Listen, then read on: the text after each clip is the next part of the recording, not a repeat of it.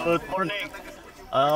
Nandito ngayon tayo sa Cagayan para tignan at inspeksyonin itong ginagawang tulay sa Camalaniugan, which is the town in that direction. Ito, pagpunta mo rito, pag natapos na ito, apari ang bagsak nito. Well, apari isang ganyan, pero apari ang bagsak ang Pasko rito. At itong pagkinuloy mo ito sa amin na, ang bagsak sa Ilocos Norte. We are looking at one of the most beautiful bridges that we have created in the Philippines, and I'm happy to note that it was done as well in time, and it was done properly. The design was done locally, kahit parang ginaya yung mga tulay sa ibang bansa, ay talaga ito lahat galing sa atin.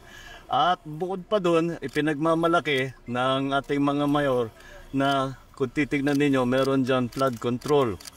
At ang pagkasabi niya sa akin, ganyan ang itsura ng tamang flood control. Kaya dito sa Cagayan, thank you sa ating mga mayor, sa ating mga chief executive, andito si Bob Egay Agtipay, na binabantayan nila ng mabuti itong malalaking project para hindi masabi na nagka-problema, na ghost project, na hindi natapos, at yung mga nakikita natin problema sa ibang project kuminsan. Kaya nakakatuwa na makita natin na kung ano ang tunay na kakayahan ng pamahalaan, kung talagang lahat ng tiyakin na ang bawat sentimo ay mapunta sa tama.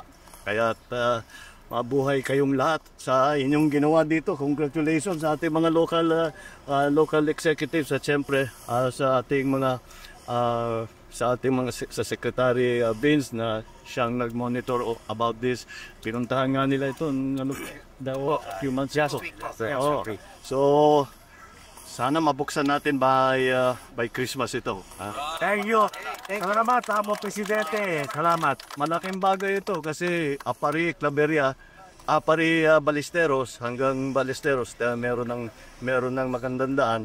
6,000 ang dadaan dito bawat isang araw. So madami talagang traffic. Tama-tama nandyan yung Apari Port.